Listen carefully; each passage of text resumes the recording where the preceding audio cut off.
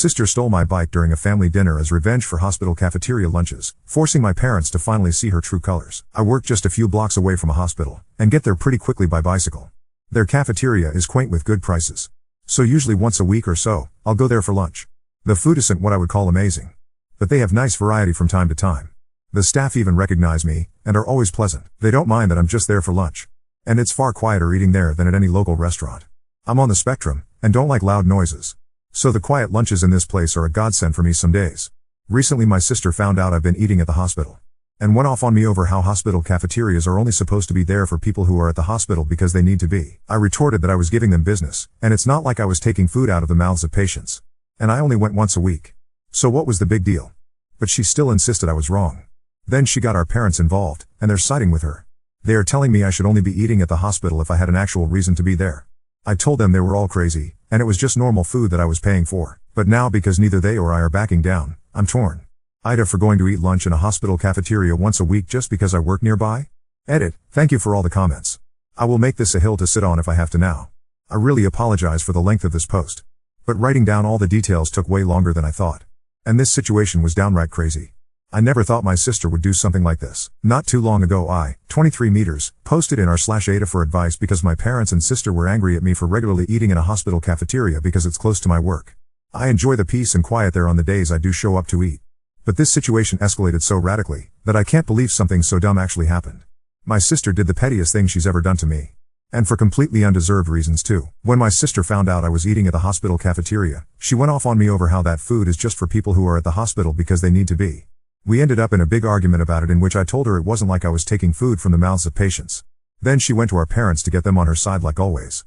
And they immediately sided with her just like I thought they would. They backed her up on how the hospital cafeteria was not a place to go eating casually. And we had a big argument. They spent days hounding me and telling me I was wrong, and demanding I stop. So I went to Reddit.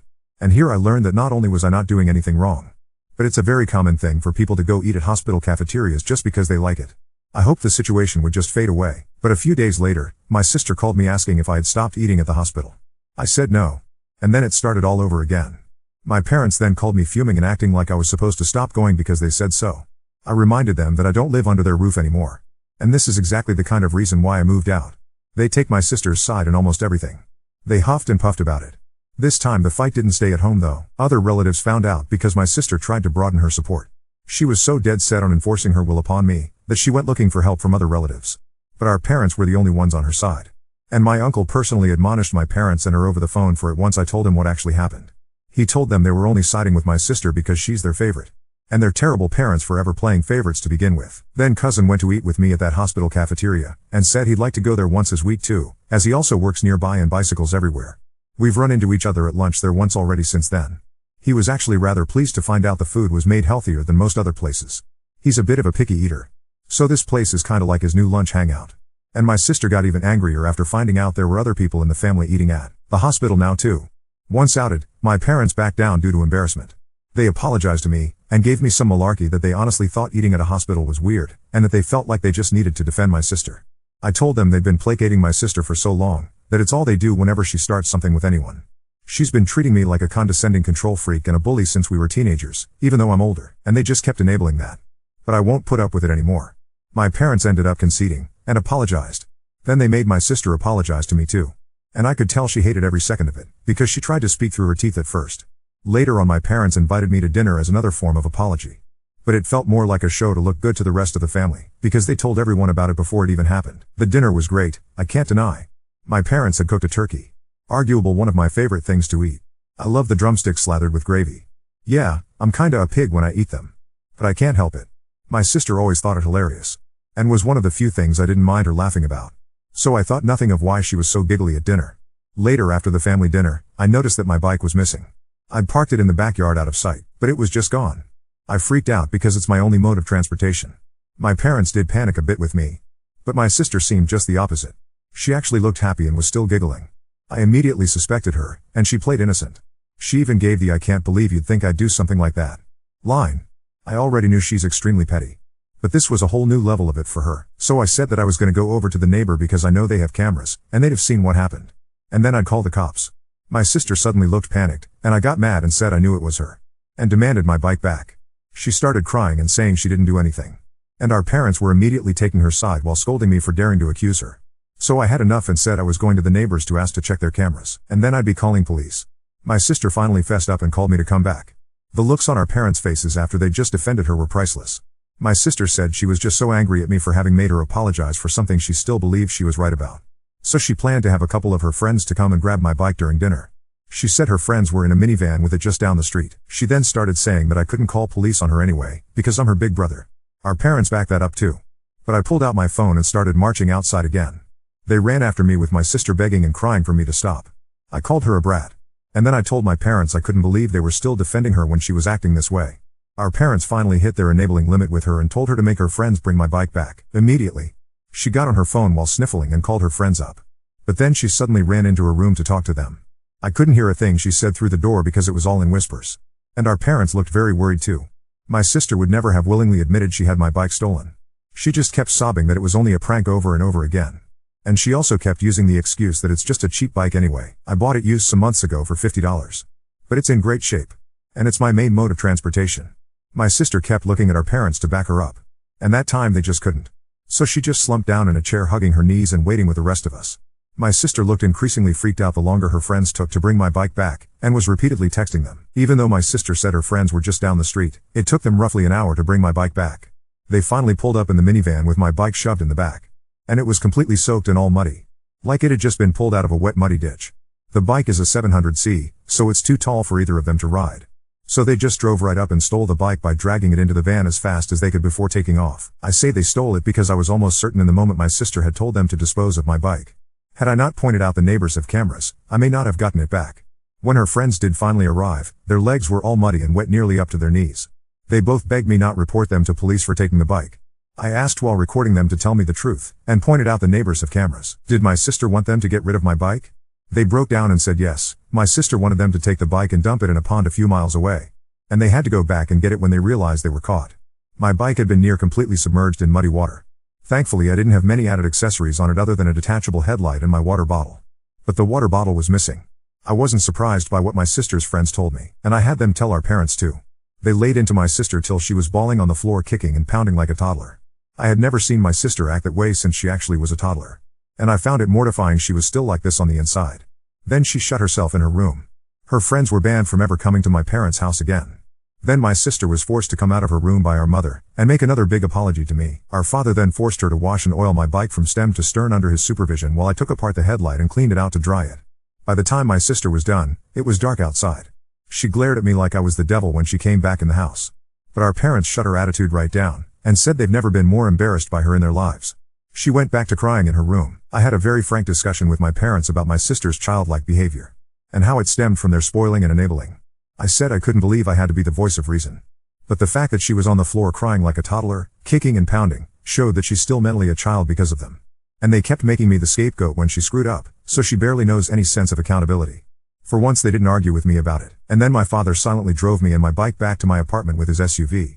He also gave me some money to replace my bike's missing water bottle before we parted.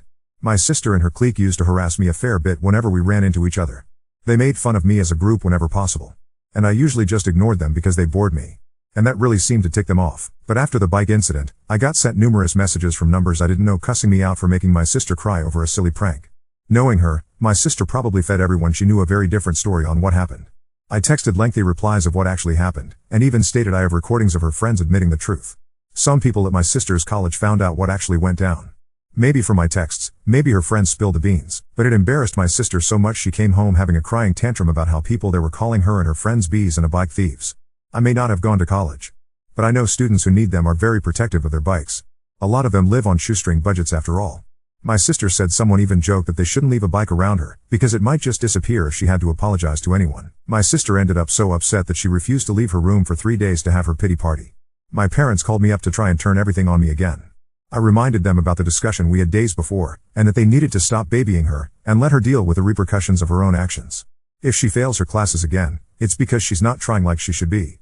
Then I went off on them how we're just looking for someone to blame to make her feel better. She made the problem. Not me. And I wasn't gonna be the one they make the scapegoat anymore. My sister is an adult. And she needs to act like it. They sounded defeated, and then apologized before ending the call. Looks like they were genuinely hoping I'd just sit back and take the blame so my sister would get better. But I never will again. Now my parents are trying to pretend this all never happened, and my sister as well as her clique are avoiding me at all costs, which I suppose is fine with me. Because I don't want any more drama. But the next time something like this happens, I won't take it from them. Now on to second story. Refused to bring my nephew with special needs on a girls' trip, faced backlash from family, but stood my ground. I, 42F, have two nieces Flo, 14F, Ivy, 11F, and a nephew Ryan, 10 male, through my bro Tom, 46 male, and Sil Kate, 45F. Flo and Ivy are biologically theirs and they adopted Ryan 2 years ago after fostering him for 3 years. I live locally to them, we are super close usually and have my own daughter Ava, 12F, who my nieces are close to. Before foster care, Ryan's life was awful and he has some behavioral and developmental issues.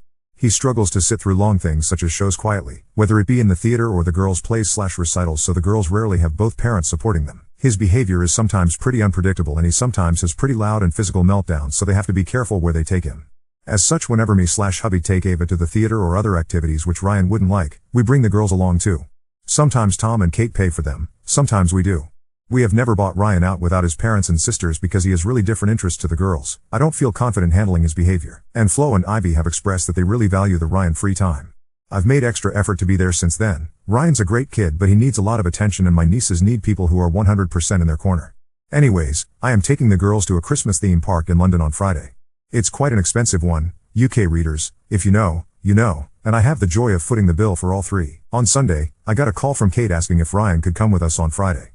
He had seen adverts and heard the girls talking about it, and wants to go. She offered to pay for whatever he did. I told Kate no as I didn't know what he was like in crowds. She said he went 2 years ago and loved it, and his sisters were there to help him if he was struggling. I said that wasn't fair on them. I booked it as a girls' trip and it is supposed to be a treat and I don't want it getting cut short and I don't feel comfortable parentifying the girls. I know Tom's taking Ryan to London next week so told Kate to book tickets on that day, but by that point she wasn't listening. She criticized me for insinuating siblings caring for each other was parentifying me, and accused me of being ableist as Ryan can't help his conditions and shouldn't be excluded, as well as being biased against the kid I'm not related to. It got very fiery and ended with me saying read the room, it's a girl's day and her hanging up. Anyways, she went to the girls and said either they ask me for Ryan to come or they can't go. Flo texted me begging to not let him come and asking if they can still join us, while Ivy is more torn up as she doesn't want her brother to be left out but also doesn't want to risk her day being ruined. My mother, Tom and sister have contacted me saying I should bring Ryan as to not show favorites and to be inclusive. Husband is on my side. Update 1. Your comments made me realize that I am right to not bring Ryan. It's not safe with just me, and especially after reading comments from people who have special needs children/siblings who have had to pull all children out of days out as there hasn't been enough adults. I'm not doing that. The girls also deserve to do the things that they want. I will also make a conscious effort to do stuff with Ryan. I'm going to suggest to Tom that me and him take him to Legoland when it reopens in the spring. A recap of characters: me, 42F, my daughter Ava, 12F, my brother Tom, 46M, his wife Kate, 45F, and their kids Flo, 14F, Ivy, 11F, and Ryan, 10M. The new players are my husband Ben, 43M, mine and Tom's sister Mia, 40F, and my mum, 70F, who we will just call Mum. Because of the character limit, I couldn't elaborate on a few things. I do spend quality time with Ryan, just don't take him on days out. We both love Lego, which Ava doesn't, so it's great to have someone to bond with over that, and as we live a 15-minute walk away we see each other quite often. It's usually at their house as it's easier shepherding one kid rather than 3. Sometimes he'll pick to hang with the girls, where they will play an activity they all enjoy like Mario Kart, but most of the time he'll pick to hang with me. He is one of those kids who thrives hanging with adults than other children, which is why his parents endorsed the girls' days as it meant they get 2-to-1 time with him. He gets on with his sisters as they are both super calm and kind girls, but most of his meltdowns arise from confrontation with other kids or his sisters wanting to do something that he doesn't like. Some examples include Flo playing music in her room or them picking a movie he doesn't want. Obviously when they do a vote the girls' pick usually wins as there's 2 of them, and he gets stressed out a lot by other kids at school. Kate and Tom encourage the girls to be empathetic and let him have his way, but I think this means the girls sometimes lose out. He's got some friends at school who he has frequent playdates with, especially when the girls are out the house, and he's friends with Mia's 2 sons who are 10 and 8, and sometimes gets invites to go to laser tag with them, but they live slightly further away and, as it's on weekends, Tom or Kate are always there as they have to take him. Back to the story. Ben walked Ava to school today, and Flo and Ivy go to the same school. In the UK, the first year of secondary school is when the kid is 11/12, so Ryan is at primary school still, joining the girls next September. Flo was waiting by the gates, the girls walked themselves, and asked to talk with him after Ava went in. She basically said that she loves her brother but really values having days out with me, Tom and Ava because it's calmer, and when they went Winter Wonderland 2 years ago, he was chill for about 4 hours but they ended up leaving earlier than planned as he was starting to get cranky with all the cues and they didn't want to risk meltdowns there. As they started with the rides that he wanted, they had only done one or two that the girls wanted and didn't do the ice skating, which is what she really wanted to do. She also mentioned when the family went to a restaurant recently, Ryan threw a fit as the food was taking too long and he was hungry. Tom took him home, and while the girls were trying to chat to Kate, she was too busy on her phone trying to message Tom to see if Ryan was okay. I also have noticed that the girls are at my house a lot lately. As they are responsible for walking themselves home, they will just go to mine to do homework as it's empty otherwise until I get home. At 5:30. Ivy and Ava are in the same class, so do homework together. Flo will often chat a lot to me and Ben, often about gossip, what happened at school. I thought nothing of it, but now I wonder if she even has those chats with her parents. Where Flo and Ava are both pretty headstrong and confident, Ivy is sensitive, and I think her mom saying she's excluding her brother really gets to her. Ben relayed this to me and I contacted Tom telling him we need to meet. He works long hours but agreed to swing by mine after work to hash the issues out.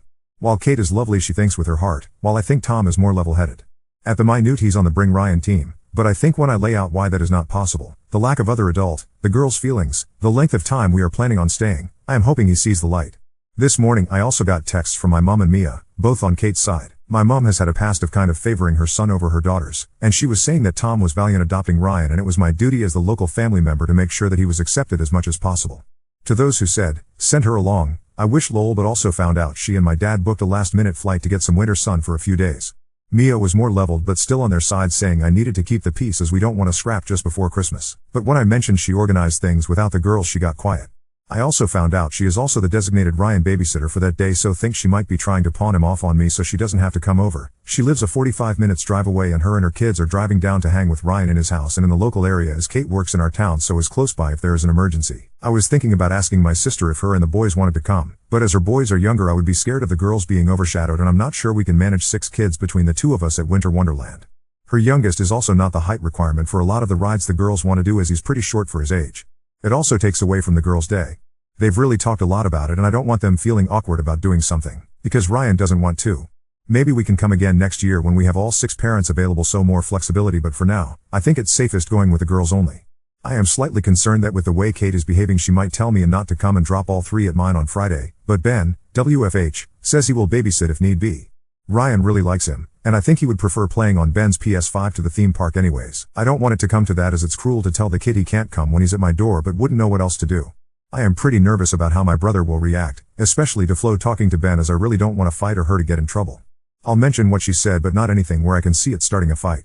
Ben told her to speak to her parents too, so that may be happening, but I think it would just be her, as Ivy is very timid and doesn't want to make her parents sad.